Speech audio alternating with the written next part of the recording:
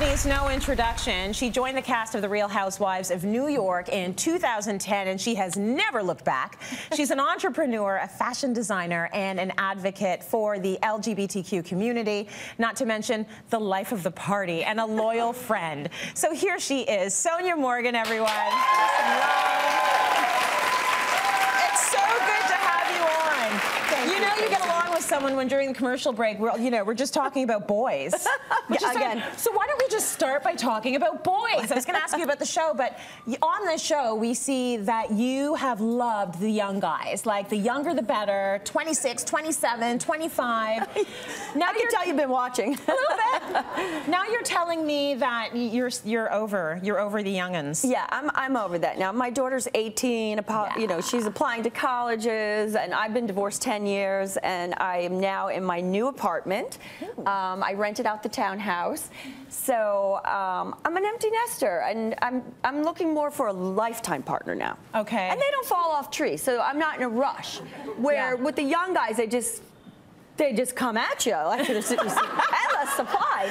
So yeah, I'm on defense mode now. Okay, got it.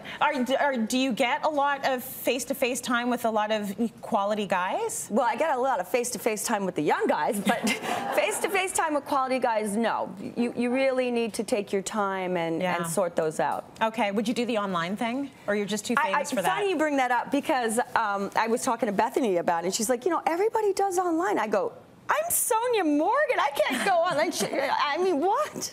It's like, I'm not even just Sonja anymore. It's like, it's 2 words. I'm like, I don't know. I don't know about it, but that's what everyone does. I mean, even Martha Stewart tried it. She was online? Yeah, they had a whole thing in the news about it. Oh my gosh. Yeah. Okay. Well, let's go back. I have you speechless there. Yeah. Oh my gosh. I want to talk. Obviously, there's a lot of good things about being on the show. We see you hanging out with your girlfriends. You're drinking. You're having fun. You're losing your dress. There was that show where you lost your dress. That happens a lot. That happens a lot with you. Yeah. I want to know what the worst thing is, though, about being on a reality show, because it can seem like there's a lot of fighting, and to me, that would weigh so heavily on my mental health. Like, I would feel sad about that. So how do you reconcile that? Well, the thing is, you're happily ensconced in a marriage with 2 kids at home and working very hard, and you're watching us on girls' trips with a lot of alcohol, confined at, you know, in one house. And we vent on each other. We're very good friends, and you know, when things get rough, we're there for each other. This first episode, we see that Bethany's lost her man. He passes away. Oh, no. We see Luann has a relapse and has to go back to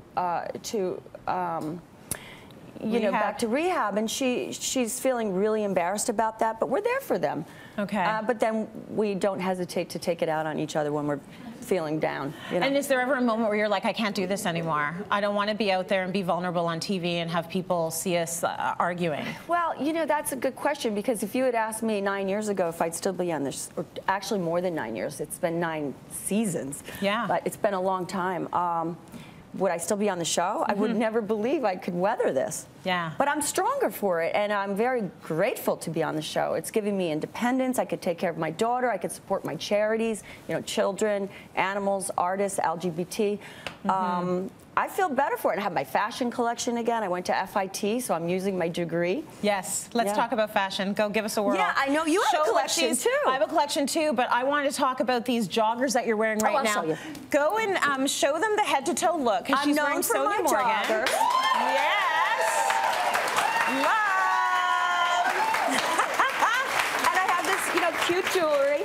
But this is my pret-a-porter. This is my ready-to-wear. Yes. 2015, I did New York Fashion Week, and that was my $250 to $1,200 collection. Yes. That's signature. Now I have the under $200 collection, which I'm wearing. Everything's, you know, like $50, $60. That's good. It's affordable. Plus, who doesn't need a sequin jogger, guys? Come on, for Monday morning for work. That is perfect. I want to do a little rapid fire with you. I love to do this with my guests. So don't even think too hard. Wine or champagne? Wine. Shaken or stirred? Stirred. I'm the straw that stirs the drink. That's right. That's her little saying. Texting or talking? Oh, text. Okay. You're in the text revolution, are you? Yeah. Okay, think about this one. Last song you downloaded. I don't. You don't download songs? No, my daughter has Spotify. What are you into? Like what kind of music do you like? I like the sexy, you know. No, I don't know. Rolling. Oh, tell me.